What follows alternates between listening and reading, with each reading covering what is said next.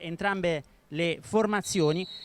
Fischio d'inizio che arriva proprio in questo istante, vince sull'acceleratore la Sanremese alla ricerca del gol. Miccoli,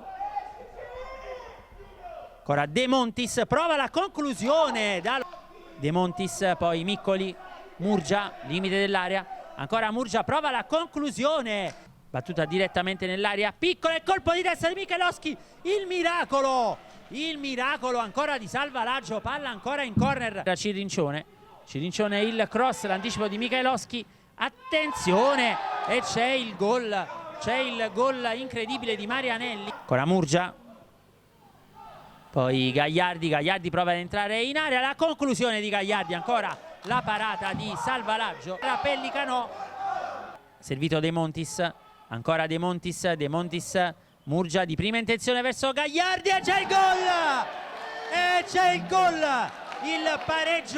il pareggio della Sanremese con Giorgio Gagliardi, bravissimo Giorgio Gagliardi a liberarsi per il tiro e a trovare il gol alla mezz'ora, meritatissimo il pareggio di Giorgio Gagliardi e quindi cambia il punteggio. Ancora attenzione, la manovra di Cirincione, all'indietro ancora per Gagliardi, De Montis prova lo scavetto in avanti verso lo Bosco, palla rimpallata, ancora Gagliardi, buono il movimento di Convitto e il pallone, il gol, ma non c'è il fuorigioco, è il gol di Convitto, sguscia via, lotta con Bregliano, ancora Buso entra in area, palla che poi viene sporcata, attenzione Marquez e poi c'è la parata di Boli, le urla